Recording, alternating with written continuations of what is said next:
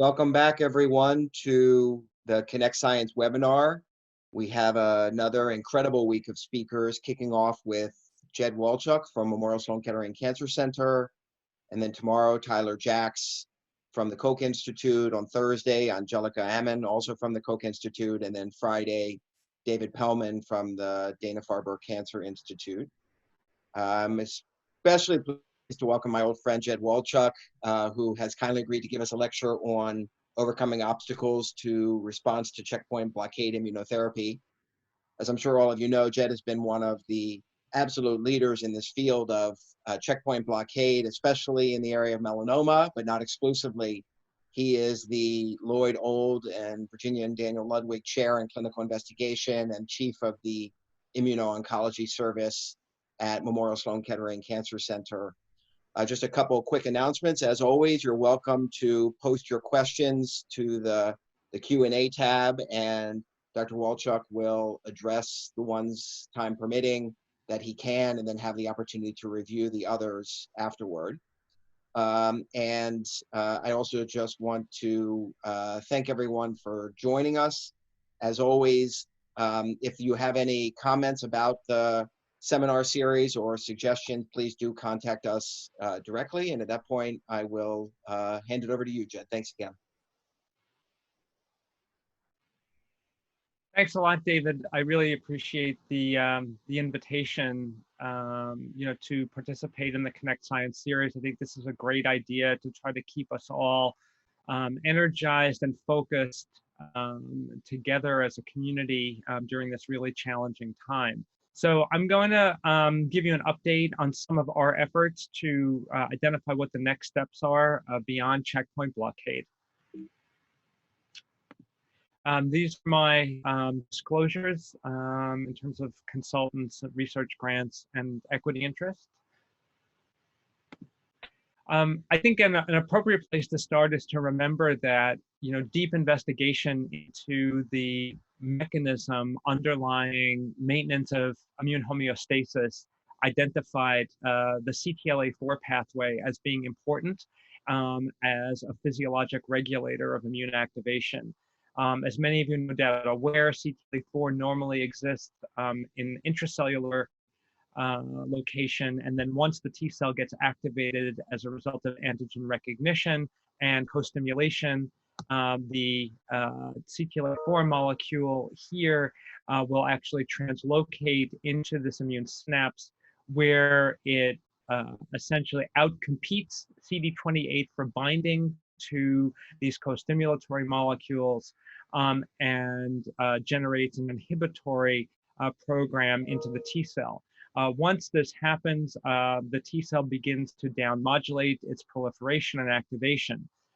This realization that CTLA-4 was a negative regulator was sort of made simultaneously by Jim Allison and Jeff Bluestone, and Jim really took it in the direction of a mechanism to augment the immune system to try and suppress cancer.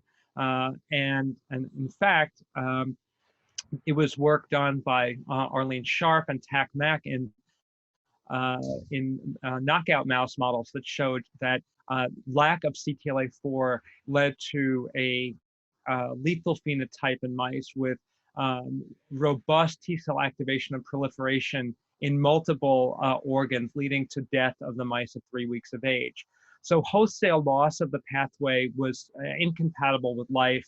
Temporary blockade, such as with an antibody, for example, the fully human antibody, ipilimumab, IgG1 antibody, which blocks CTLA-4, is what was brought into the clinic for early clinical trials in cancer. Now, just to summarize the work of many people over many years, including many of the groups in Boston, your own Steve Hody was the overall PI of the trial that led to the approval of CTLA-4 blockade in melanoma, and to show what that resulted in. And in fact, it was very familiar to any of the melanoma oncologists that the left part of this slide, the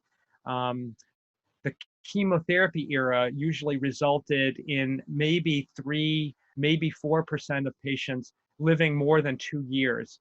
Whereas with ipilimumab in 5+ year follow-up, we saw that there was just over 20% of patients living this long. Now, this is, of course, an unacceptably low number. However, it was a step forward, and it was, in fact, the first therapy ever to improve overall survival in a phase 3 trial for melanoma, and it gave way to many other therapeutic innovations in the treatment of melanoma over the past 10 years or so.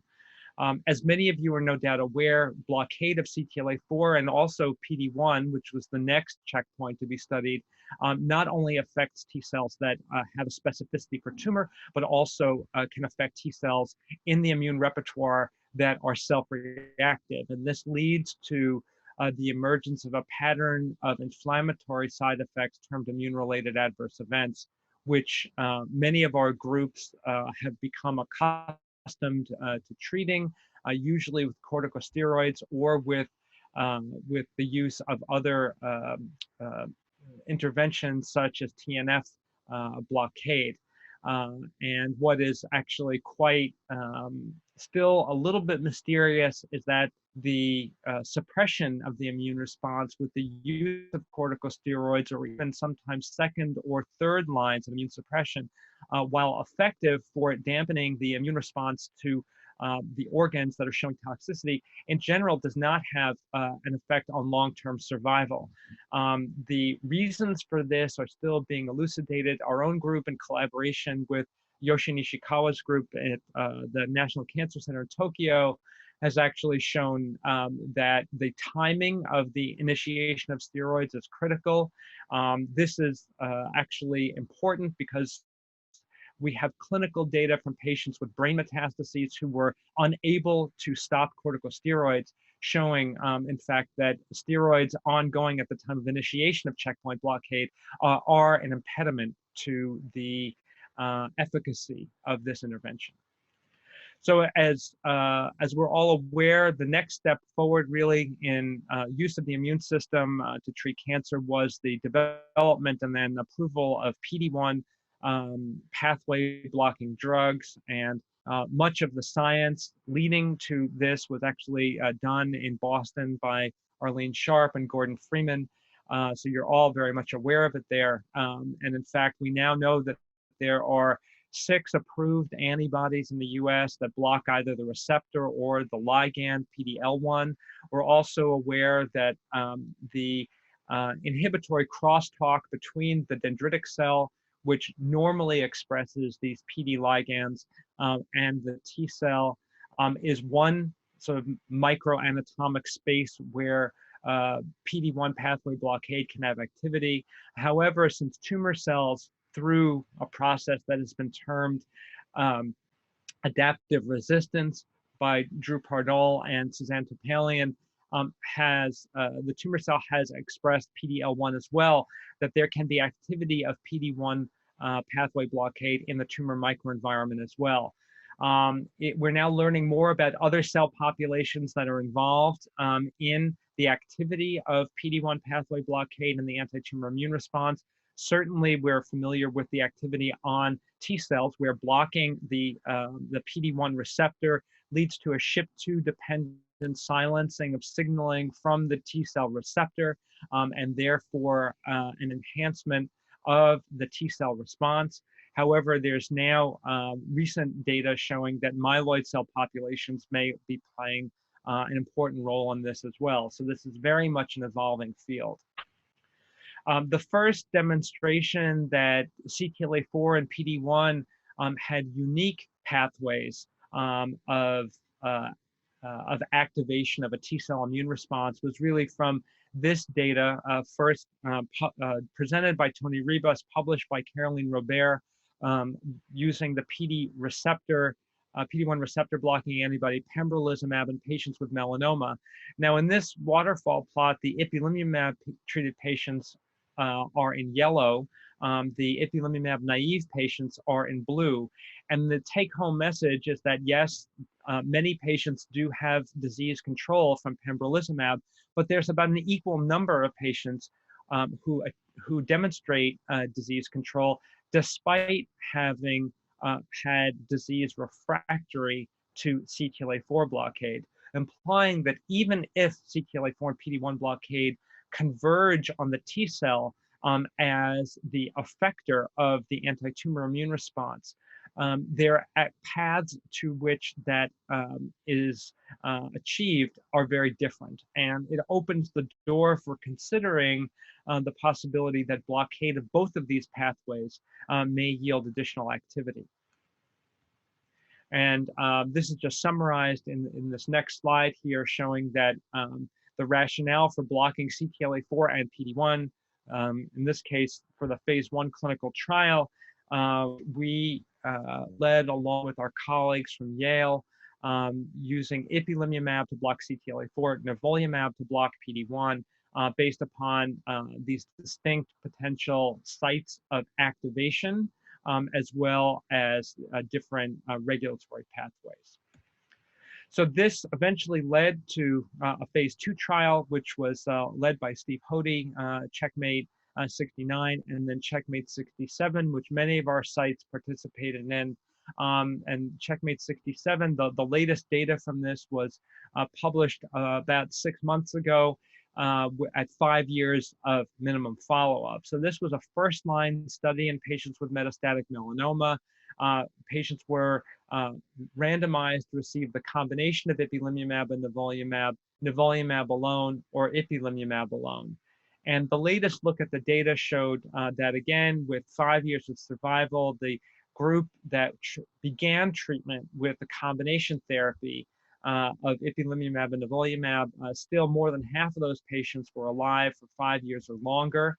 And that's a place to just stop and take a deep breath for anyone who knows, you know, a little bit even about melanoma oncology, that we've gone from like the 3% to 52% based upon the work, of course, on these trials, but also trials that led to the approval of BRAF and MEK inhibitors, because some of these patients are still alive today, not simply because of this intervention, but if they had progressed or not even responded, they may have had a durable effect from other modalities of treatment, such as oncogenic pathway inhibition with BRAF and MEK inhibitors, as well as oncolytic viruses as well, which do play some role now in the management of melanoma. However, we do see that there is a modest difference in the long-term survival between the patients treated up front with the combination versus those treated with PD-1 blockade with nivolumab alone, and a bigger difference between the patients treated with CTLA-4 blockade with ipilimumab alone. Now, that modest difference between the combination and the PD-1 monotherapy is important because of the safety background. The patients randomized to receive the combination therapy have nearly a 60% likelihood of having a grade 3 or 4 adverse event from therapy, as opposed to patients treated with nivolumab alone or ipilimumab alone, who are in the mid 20% range. So this decision about who to offer combination therapy to really is quite a nuanced discussion, which involves both the discussion of the full efficacy profile, the 60% response rate for the combination, the 44% response rate for the monotherapy with PD-1, the differences in 5-year survival, but also the important impact of this toxicity difference. And this is especially important now that we're living through the COVID-19 pandemic. We're having to be even more thoughtful about who we offer combination therapy to based upon the more frequent use of immune suppression in patients treated with the combination therapy. So this is just more substrate for very thoughtful conversations between oncologists and care teams and the patients and families, which is made even more difficult now by the need to do this by telemedicine. So a couple of additional things to consider before we move away from checkpoint blockade is these therapies as monotherapies have actually been explored in the adjuvant setting. So patients who have been treated with melanoma with surgery alone, they're free of disease, usually by virtue of a skin and lymph node excision. but they're at risk for recurrence. They're offered these therapies.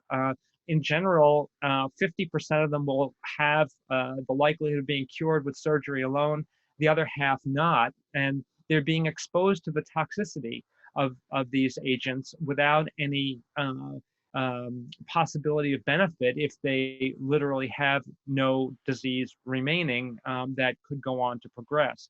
And so this is a strong call out to all of us to develop better means of risk stratification. I'll just highlight some early work being done by one of our fellows, Adam Woodman, in the lab of Dan Landau at the New York Genome Center and Weill Cornell, looking at whole genome mutation integration as a means to look at cell-free DNA to get perhaps away from the use of hotspot mutations and more toward whole genome surveys as a way to identify with great sensitivity the presence or absence of tumor cells. And perhaps this will introduce a bit more precision into who we offer adjuvant therapy to, and perhaps knowing when to stop therapy as well, which is another conundrum. This is just some early data from Adam and Dan actually showing patients, healthy controls on the left, and melanoma patients pre-immunotherapy as well as post-immunotherapy, showing that some patients will in fact return their cell-free DNA to the normal range after immunotherapy. This is very, very preliminary data, but I think this is one of the important areas that we need to focus on as we think about how to offer these therapies to patients based upon real assessments of risk and also knowing when to stop therapy, because right now that's a major question in the field. The other major question really is understanding whether these medicines have any surrogate endpoints that we can begin to appreciate other than long-term clinical endpoints such as progression-free or overall survival. And especially in the area of new immunotherapies, which are being evaluated in the setting of patients who are refractory to checkpoint blockade or patients who are, having diseases that are not amenable to checkpoint blockade, we really need to know whether new immunotherapies are causing a biologic activity that we're hoping for, meaning are T cells getting into tumors? I'll just point to some early work that was led by Nita Pandit-Taskar from our nuclear medicine group, along with Mike Postow, with collaboration with Imaginab, using a zirconium-labeled CD8 mini-body, and just showing here that on FDG PET, there is an FDG hot soft tissue tumor, which can also be imaged here in the center on the immunopet, looking at the zirconium mini-body uptake. And so these are early days for strategies like this. There are other ones in development, but I think being able to image at especially short time points the hoped for immunologic activity is important. So why might some patients progress? Well, this is an ever lengthening list, and it just shows a nice figure from some of the hometown heroes there, Russ Jenkins, Dave Barbie, and Keith Flaherty, from a review article that they had about 2 years ago, showing the many different ways in which tumors and T cells can not be properly engaged to lead to a productive control of the disease. And this focuses on really inadequacies in antigen presentation, in T cell signaling, in death mechanisms, the roles for suppressive cell populations. The list is actually quite long. I'm going to now spend the rest of my time talking about a few different areas that we've begun to look at in terms of experimental approaches to some of these obstacles. So the first, suppressive cell population, so myeloid-derived suppressor cells, by virtue of the name. This is an inhibitory population. It goes by various different phenotypic definitions, depending upon whether you're a mouse or a human immunologist, depending upon which sometimes human disease you study. But the end result is that there are populations of myeloid cells which result in the inhibition of T cell responses, likely as a means of maintaining homeostasis. And there are various different mechanisms that these myeloid-derived suppressive cells can use in order to suppress T cell responses. Shige Kitano, Mike Postel, and Alex Lisokin now about 8 or 9 years ago began to look at the number of CD14 high, HLA-DR low myeloid-derived suppressor cells in peripheral blood samples from patients with melanoma. And what you can see on the left side of the slide is the gating strategy that they used, but on the right side is the number of these cells in the peripheral blood of really pooled stage 3 and 4 melanoma patients compared with healthy volunteers, sort of the code name for the kind folks in the lab who stuck out their arm and volunteered to give us a sample. And there's quite a striking difference in the number of these circulating cells. And again, we've settled on a pretty simple definition of 14 high DR low cells in the peripheral blood. And when you take a retrospective look actually at the number of these cells and at baseline, and the outcomes from, in this case, CTLA-4 blockade in the early days of the treatment of melanoma with ipilimumab, you can see that the baseline frequency of these cells can be associated with long-term outcomes, implying that they may represent a real hurdle to the full activity of checkpoint blockade. And so then the questions become really, what can one do to limit the number of myeloid-derived suppressor cells? And there have been various strategies that have been explored, many involving the signaling of the CSF1 receptor using small molecule inhibitors or antibodies to the CSF1 receptor as a means to impair the generation of these myeloid cells. We and others have been working with Infinity in a collaboration around a gamma specific inhibitor of PI3 kinase. So the PI3 kinase gamma isoform is relatively specific to myeloid cell populations, and IPI 549 is a highly selective PI3 kinase gamma inhibitor. We published some of the preclinical studies, and there's an ongoing clinical trial looking at this agent in combination with PD-1 blockade in patients with advanced malignancies, and these trials are still ongoing. But the preclinical science actually looks quite interesting. This is work that we did led by Taha Mergoub and Olivier Dehaneau, looking at the B16 GM-CSF model.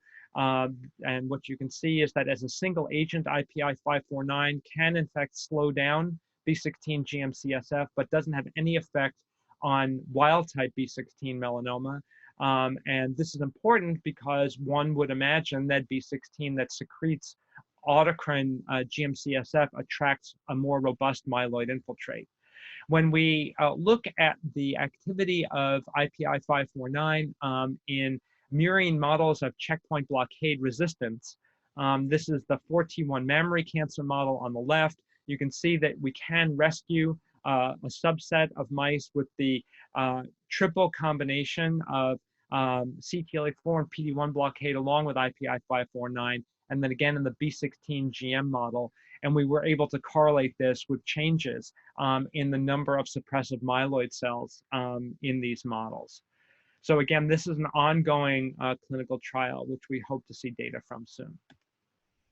The next area I'll focus on really is the use of GITR agonism as a means to overcome suppressive cells in the microenvironment. So, one of the outstanding questions is, do we have a truly effective way of limiting the number of regulatory T cells in the tumor microenvironment? Because we know that cancer patients have elevated numbers of regulatory T cells, both in the peripheral blood and the tumor microenvironment.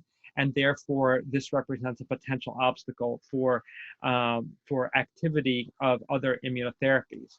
And so we have been studying now for quite some time the importance of the glucocorticoid-induced TNF receptor, or GITR, as a target for immunotherapy. GITR was first identified by Shimon Sakaguchi's group as a selective marker of regulatory T cells. Like many markers of regulatory T cells, it's also expressed by activated effector cells. Intriguingly, the use of GITR had been shown by Sakaguchi's group to be demonstrated to break self-tolerance based upon use of agonist antibodies to GITR. And the antibody that Sakaguchi's group developed, DTA1, was generously shared with us for preclinical studies. In some early data in the B16 melanoma model, David Scher and Adam Cohen actually showed that a single dose of DTA1, albeit a high dose, was able to control B16 melanoma, 4-day-old tumors in this case, in about half of mice. And that was, in our experience, the single most impactful intervention that we had seen in the B16 model. So a single dose of a single antibody with no vaccine given along with it was actually able to control disease to this degree in an established tumor model. So understanding the mechanism therefore became a priority for us. And one of the first observations that was made was really that the number of regulatory T cells inside the tumors decreased by about 50% based upon this flow cytometry plot shown on the upper right-hand side of the slide. And this led to a logically favorable skewing of the CD8 to Treg ratio in the tumor. And when you also looked at the ability of DTA1 to augment antigen-specific T cells, in this case, using Nick Restifo and Steve Rosenberg's PMEL1 transgenic TCR mice for GP100, you can upregulate the percent of cells that secrete interferon gamma in the tumor with the use of DTA1. So this all painted to a very favorable effect on the anti-tumor immune environment, both directly by decreasing the number of regulatory T cells, and perhaps directly or indirectly by the lack of those regulatory T cells, allowing for more robust interferon gamma production by anti-tumor T cells.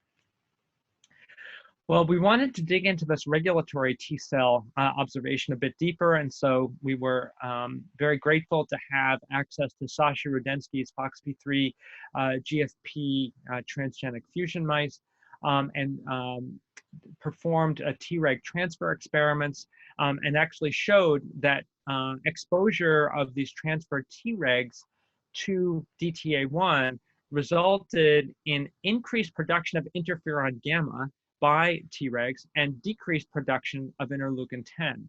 And so what this really showed us was that the decrease in regulatory T cells was not just simply an ADCC-driven depletion of regulatory T cells, because we actually could recapitulate some of this with FCR incompetent antibody, but also this was due to a lineage instability and really a change in the phenotypic lineage commitment and functional lineage commitment of these Tregs away from a suppressive cell population and into more of an effector cell population, which is kind of an interesting new way to think about anti-tumor immunity. So we were very eager to embark upon clinical trials looking at GITR agonists. Unfortunately, all of this work came at the same time that there was severe toxicity that was noted in early trials of other immune agonist antibodies, the CD28 agonist antibody and the CD137 agonist antibody. Both were resulting in some cases, death. And so there was a very careful look given to new agents that were entering clinical trials that agonized immune regulatory pathways.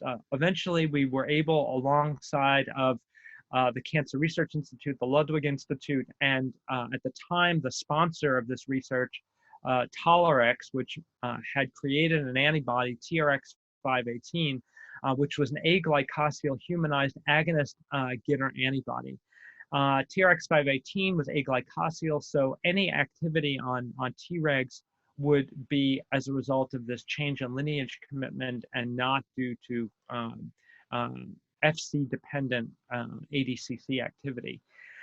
Because of the concerns about safety, this was a single ascending dose trial. So patients with advanced refractory solid tumors were accrued to different dose cohorts sequentially and given one single dose of the anti-GITR antibody. The summary of the safety and efficacy is quite simple. We saw no serious adverse events that could be attributable to the drug, and we also saw no objective responses to the drug. We saw some patients with prolonged stable disease, but it's hard to know what that really represented. And so the future of this research really depended, at least in our minds, on demonstrating that the drug was hitting its target and that the drug was conveying a pharmacodynamic effect. And this is, I think, quite important because right now there are lots of drugs and actually families of drugs that are being killed early on because of lack of activity in early phase 1 trials, without concern, to whether they are really conveying an immunotherapeutic effect. And so we think that we need to pay a lot of attention really to how to use these medicines in combination based upon what they are doing in the preclinical setting. And here I'm going to highlight the work of Roberta Zapasati, a very talented postdoctoral fellow who's literally in real time starting her own laboratory at Weill Cornell over the next week or two. And so Roberta really was the person, along with Taha Margoub, who led the pharmacodynamic assessment of patients who are on this trial. And this is a snapshot of the different cohorts.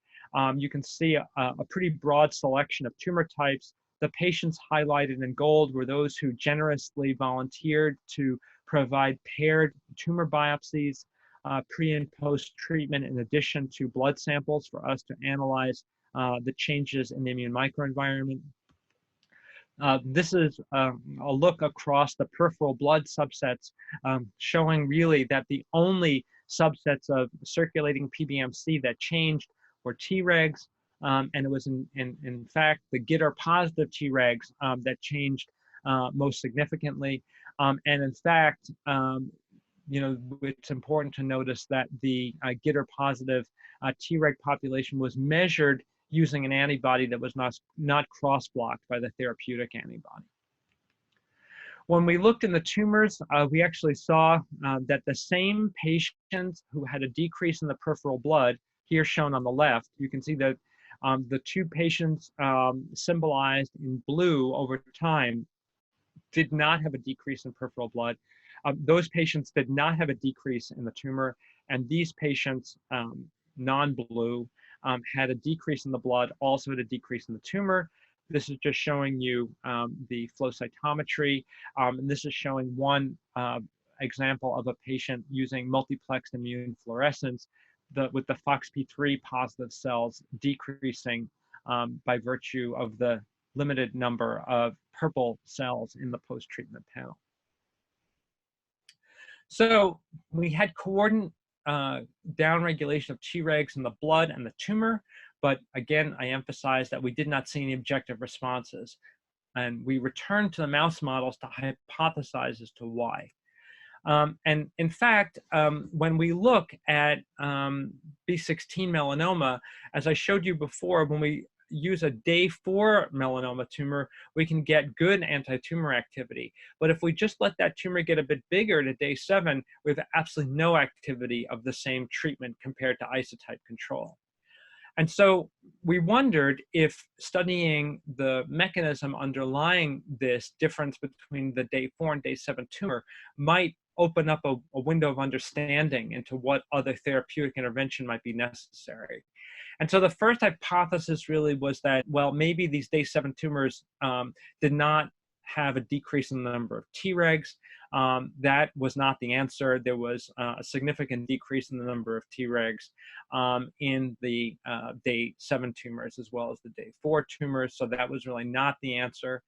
However, when Roberta went on to look at gene expression profile, comparing the day 4 anti-GITR with the day 7 anti-GITR, she noticed a striking difference in the expression of LAG3 and PD-1 in the day 4 tumor compared to the day 7, implying that over time, there's more of a dysfunctional T cell population in the tumor microenvironment with upregulation of LAG3 and PD-1, and suggesting the hypothesis that we should now be thinking about blocking PD-1 as well. And when that is done, here shown with the green curve with anti-GITR and anti-PD-1 in day 7, you can see superior outcomes compared to even anti-GITR alone from day 4. And in fact, when you look at the combination therapy at day 7, you see a reversion of that dysfunctional phenotype with the no longer present high expression of LAG3 and PD-1, and even TIGIT decreased with the dual antibody therapy with an agonist anti-GITR and anti-PD-1. And when we went on to look functionally in a 3D collagen fibrin gel matrix assay, this is work done by Sadhna Budhu, when we look at purified CD8 TIL from the different groups, you can see that the TIL from the anti-GITR plus anti-PD-1 mice killed B16 much better, even at day 7, than the day 4 anti-GITR alone. So this really suggests that both functionally and phenotypically, it's better to block PD-1 and GITR and agonize GITR together. And this has given rise to clinical trials such as this one here, which we are eager to look at some data from, hopefully in the near future. So the last area I want to focus on is another TNF pathway called OX40 pathway. And I want to propose OX40 agonism as a means to overcome tumor heterogeneity of antigen expression, which not just for checkpoint blockade, but also for T cell therapies that target single antigens, one major route of escape is the outgrowth of antigen loss variants. And so being able to have a more effective kill up front of both antigen expressing and antigen null tumors may allow for better outcomes from immunotherapy writ large. And this is the work of Daniel Hirschhorn-Simerman, who's been studying OX40 for quite some time. He uses an antibody called OX86, which is an OX40 agonist, and he showed that OX40 engagement as a monotherapy is ineffective in treating established poorly immunogenic tumors such as B16 melanoma. And this is a little bit surprising because OX40 appears to be a very favorable target. It's expressed on CD4 T effector cells, where it increases proliferation, leads to clonal expansion, cytokine production, and promotes memory. It increases the proliferation and expansion of effector CD8 cells as well. And it appears to have a favorable effect on Tregs by a AICD dependent mechanism, where we actually have seen a decrease in the number of regulatory T cells with OX40 agonism. Despite this, as a single agent, it does nothing for B16 melanoma.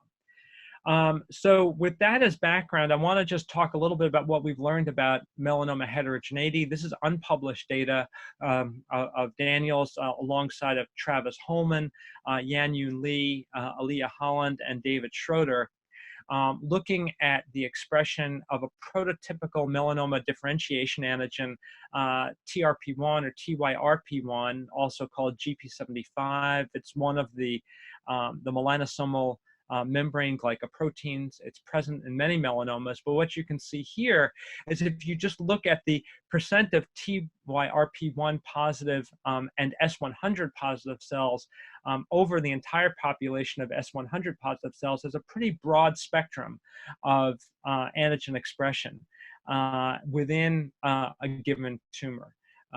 And this really is quite a strong challenge to therapies that target single antigens. We've also looked at this more broadly and actually reanalyzed some data generated right up there in Boston by Nir HaKohen's group from single cell studies from the Tirosh Science paper, where we looked at the expression of these different melanoma antigens in different patients by the single cell analyses in tumor cells, looking at, in this case, t-SNE plots, and showing that whereas some tumor cells can have very consistent homogeneous expression of some antigens, others are quite heterogeneous across tumor cells. And this is really a challenge that we in the solid tumor field need to think about. So how do we think about better upfront kill? And so the way that Daniel has been addressing this is by looking at a B16 model where he can treat it quite well with a combination of cyclophosphamide to induce homeostatic proliferation, as well as control tumor growth, OX40, and an infusion of TRP1 transgenic CD4 effector T cells. These are the TRP1 cells from Nick Restiffo's lab, and we're grateful for that collaboration. And so what you can see is that the cyclophosphamide given on day 1, the T cells and OX40 agonist given, the cyclophosphamide given day 0, OX40 agonist and T cells given 1 day later. And these are used to treat very large 21-day-old B16 tumors, and nearly uniformly those tumors will regress. And so what's quite interesting is that even though all of these B16 tumors will regress, if you use a B16 variant called B78H1, which does not express the TRP1 antigen and also doesn't express MHC class 1 or class 2, that tumor grows. Not a very big surprise. If you construct a tumor that's a 50-50 mix of B16 and B78H1, so really the picture of heterogeneity, in all but one mouse, those tumors will regress and remain regressed. Whereas if you implant the pure populations of the 2 different clones on either side of the mouse, shown here, the B78H1 will grow, the B16 will regress. And what this tells us is that there is no abscopal effect, there is no antigen spreading, but what this tells us is that there's quite a potent bystander killing effect. And understanding that may be a route to improving the efficacy of T-cell therapies, or even checkpoint blockade, if checkpoint blockade is dependent upon the expression of individual antigens that not every tumor cell may express. In addition, what we noted is that as these mice survived for longer periods of time after tumor regression, we visualized really some toxicity. Not just the usual hypopigmentation, which is sort of the usual side effect when you target melanocytic proteins in mouse melanoma models, where you see this vitiligo due to coat hypopigmentation. We saw plenty of that, but we also saw inflammation of the ears, the periorbital areas, the snout, and the base of the tail. These are areas which are the most melanocyte-rich areas of the non-haired skin in the mouse. And we can actually measure this toxicity by measuring the ear pinna thickness. And this becomes important for a few, in a few moments. And so what Daniel chose to do next was to look at when T cells are important in both the therapeutic activity against B16 melanoma, but also in the creation of this ear phenotype. And in fact, if you deplete CD4 cells which would take out the therapeutic TRP1 transgenic cells, with an anti-CD4 antibody early, indeed you lose the anti-tumor activity. If you take them out late, you do not lose the anti-tumor activity. You have complete regression, implying that T cells are necessary early, but they're not necessary late. Not surprisingly, we saw something similar in the ear, where if you take the T cells out early, you reverse this ear pinna thickness phenotype, but not if you take the T cells out late. So T cells are important for both the efficacy and the toxicity at both in both these models. The T cells are important early, but not late. So what was happening over time that was driving this difference? What cell populations were important if it was not the T cells? And so to study this, Daniel created protein extracts from the ear pinna at 3 different time points, day 7, day 14, and day 21, and looked at the results of those protein extracts in mice who were treated with a combination therapy using cyclophosphamide, T cells, and OX40, or control IgG instead of OX40, and look for differences. And what you can see is that over time, there's a gradual enrichment in the OX40 groups of innate immune cell proteins, implying that over time, at these later time points, innate cells are likely becoming more important. And it caused us then to focus on neutrophils and macrophages as perhaps the later actors in this mechanism. When we look at immunohistochemistry and also just simple H&E staining, you can see that when we look at Ly6G as a marker for neutrophils in the anti-OX40, there's quite a significant increase in the number of Ly6G positive cells over time. There's also an increase in CD11b myeloid cells at day 14, not so much at day 21.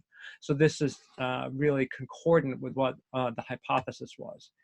And this gave rise to the idea of using anti-Ly6G as a way to dissect the role of neutrophils in both the toxicity and the efficacy.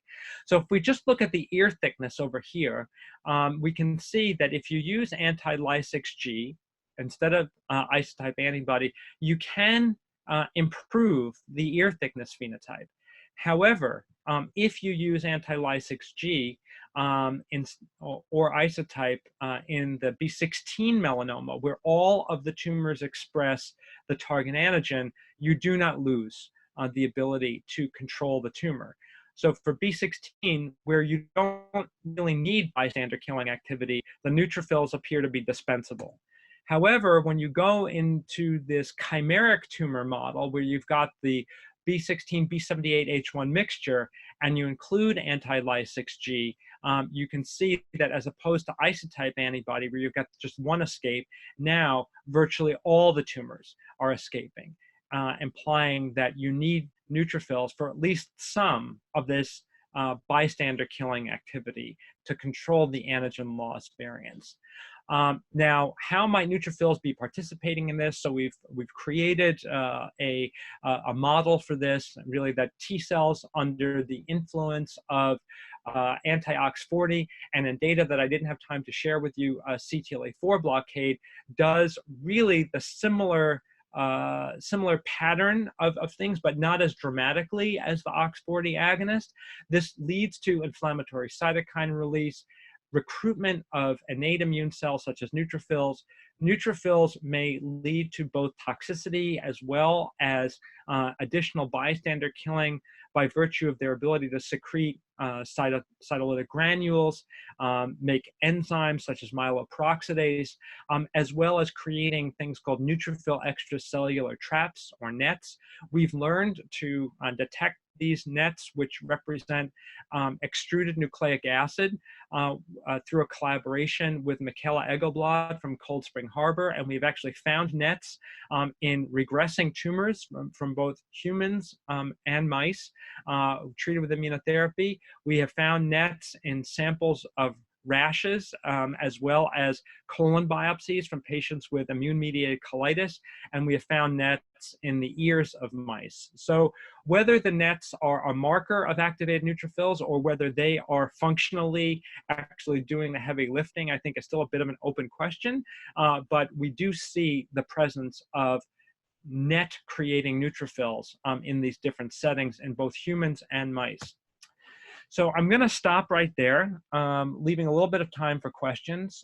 These are all the points that I had hoped to hit in this short seminar, which again, I'm very grateful for the opportunity to have been able to participate in. These are the folks who did the real heavy lifting.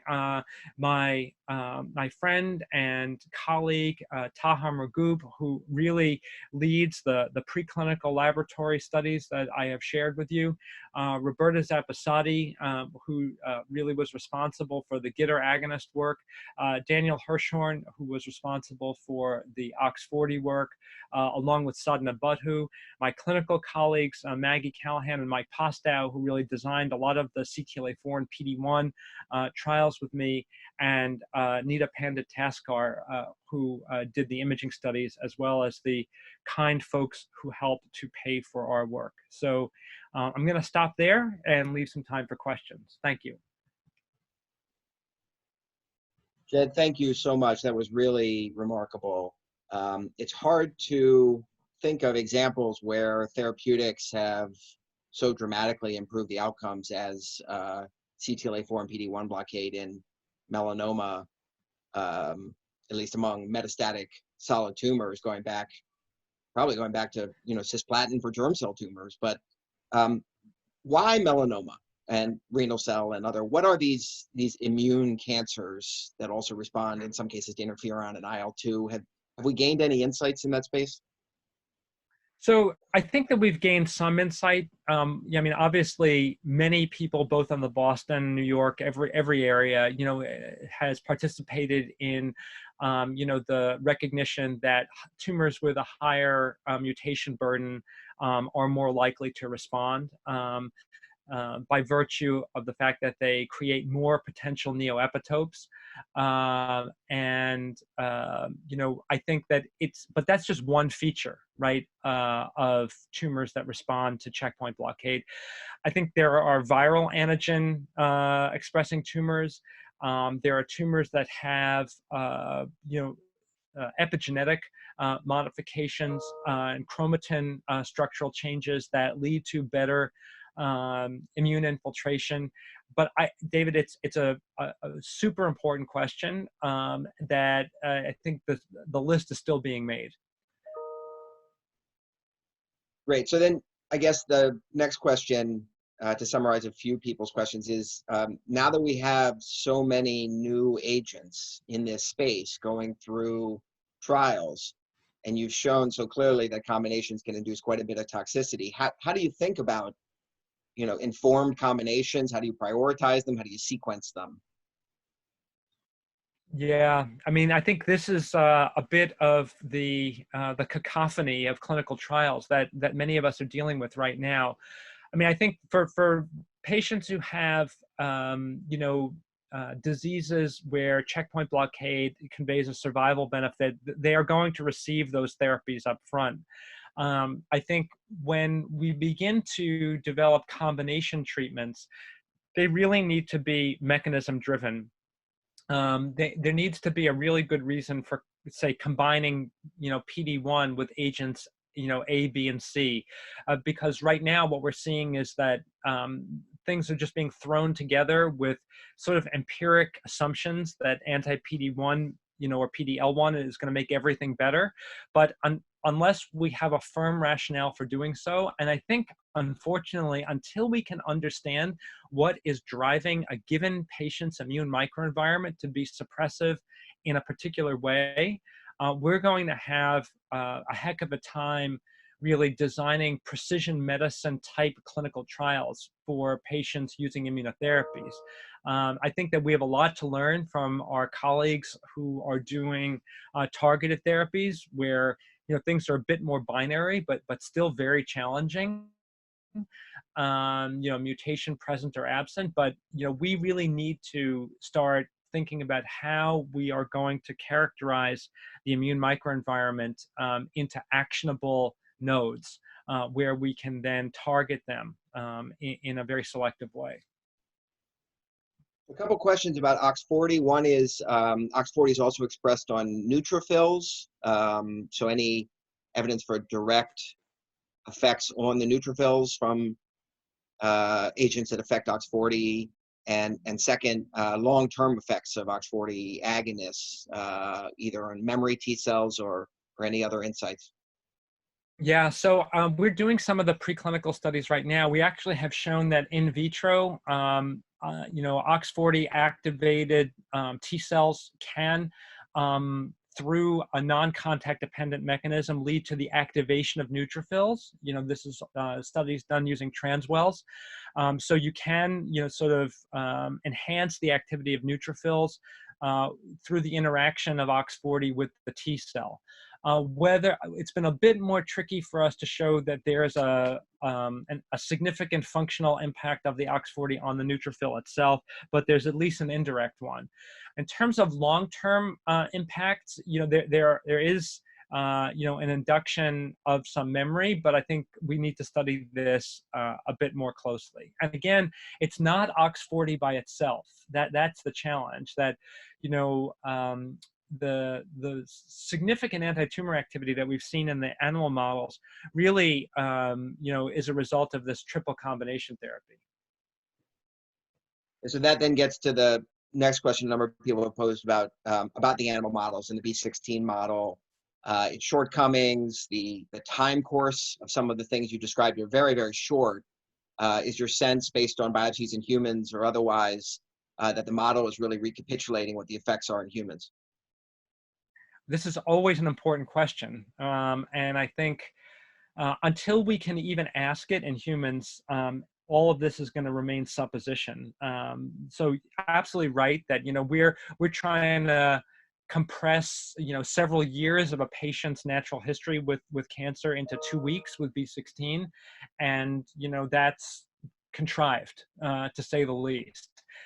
So I think from my own personal viewpoint, what I take away from these animal models is are very binary pieces of proof of principle information, where should we look at things like, should we look at the number of Tregs in patients with cancer after GITR agonism? Should we look at the infiltration and activation of neutrophils after therapies that incorporate OX40? I think that's probably the most realistic thing to bring away from a lot of these animal studies. And so a question about anti-GITR. How are you distinguishing Treg depletion versus agonism? We're really not. We're not ruling out the possibility that GITR agonism can have a direct effect on effector T cells. And that's been shown actually in some really elegant mouse studies that were published by the Novartis group a couple of years ago. And so the last question, someone wants to know if the patient you treated in the movie Breakthrough is still doing well. It's a great question. Yes, Sharon's doing extremely well. No evidence of any melanoma recurrence. She's attended a bunch of the screenings of Breakthrough. A little bit of additional information, since she's put herself out there. She's actually she's unfortunately separated from her husband, who was in the film, but she got engaged to her current partner at the Nobel ceremony, where Jim was awarded the Nobel Prize. Wow, that's quite a story. All right, well, Yeah. thank you again. I really appreciate it, Jed. That was just spectacular. Again, Dr. Tyler Jacks will be speaking at the Connect Science webinar at noon tomorrow. Dr. Wolchuk will have a chance to review the questions. I want to thank the Leukemia Lymphoma Society and the Dana Farber Harvard Cancer Center for supporting this seminar series, and we look forward to seeing you tomorrow. Thanks, everybody.